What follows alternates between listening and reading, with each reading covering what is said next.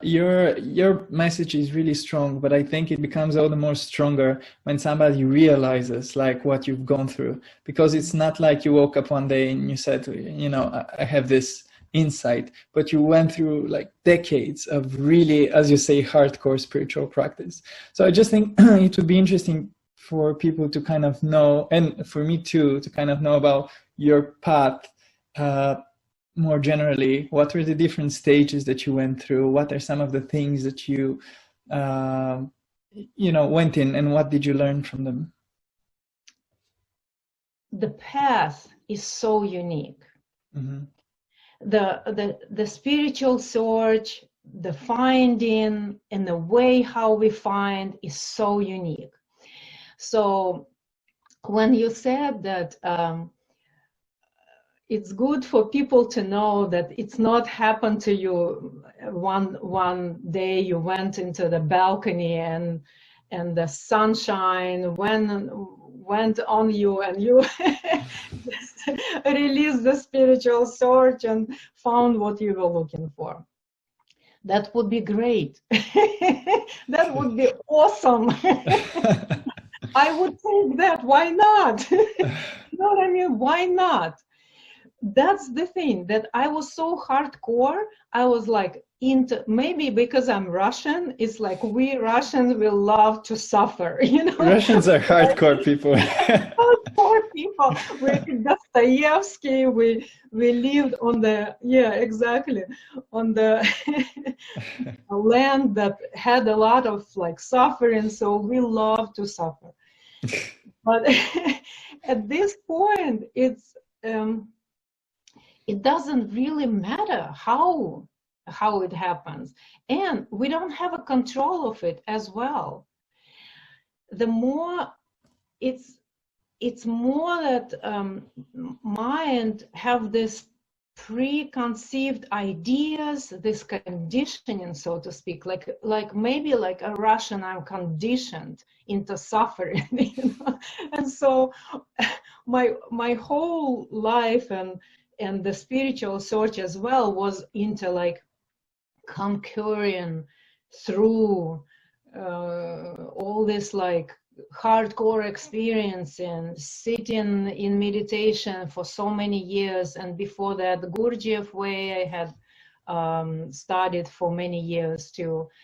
And experiencing all this experience in ayahuasca and through the medicines. I tried that all. And just to illustrate this example too, I am extremely sensitive in my physicality, extremely sensitive. And but I am a big woman, very well built. How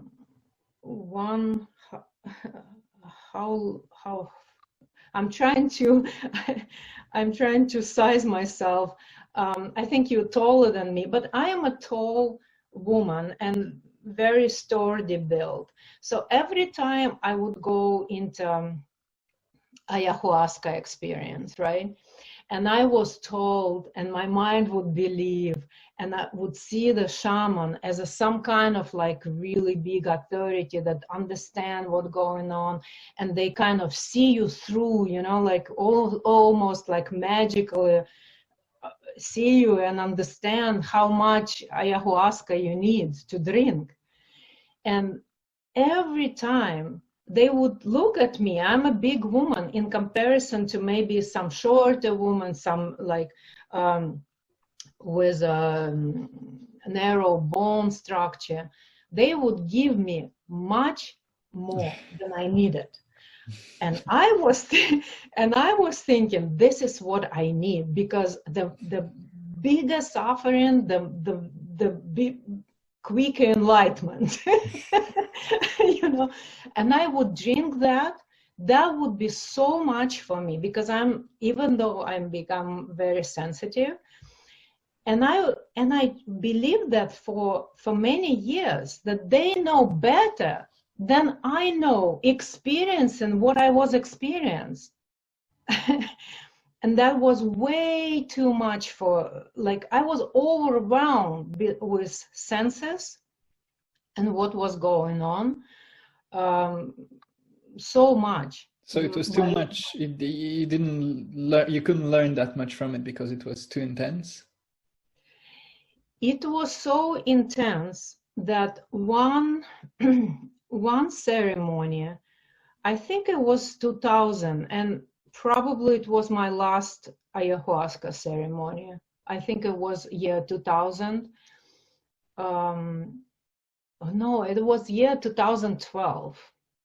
And it was a like end of the Mayan calendar, I think. Oh yes, yeah. 2012, right? Yeah. So I went into this ayahuasca ceremony because everybody was talking about the end of the world, Mayan calendar ends. That was a perfect timing, the Mayan thing, perfect timing for enlightenment. So take ayahuasca at the end of the world. That sounds like a good At the idea. end of the world, right. So it was 50 people in that ceremony. And I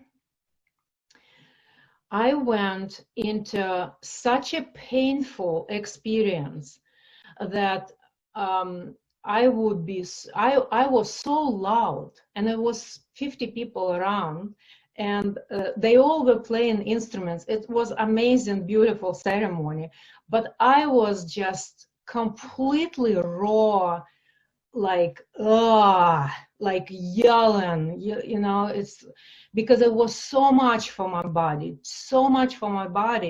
I just was raw like that.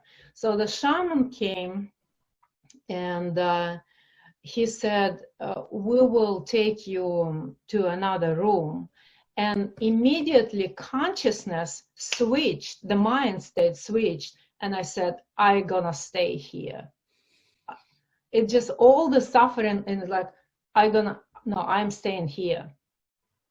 And they back off because they saw it, what's going on, but it was just too much for my.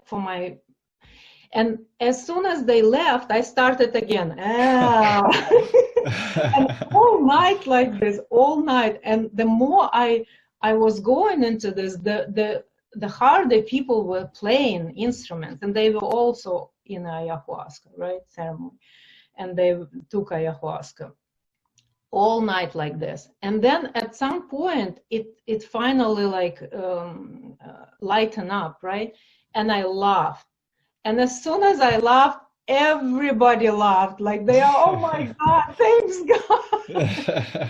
And the next morning, the shaman said, I want to invite the woman who had the most difficult journey and bless us all. So I went and was blessing everybody with like blessed water and stuff. I wanted to talk about this because at that time, I was thinking, the more you suffer, the faster you get enlightened, or you understand, or you come to some kind of resolution. I saw it as a right thing to do, so to speak. Now, from this standpoint, I understand that every time they were giving me, that was too much.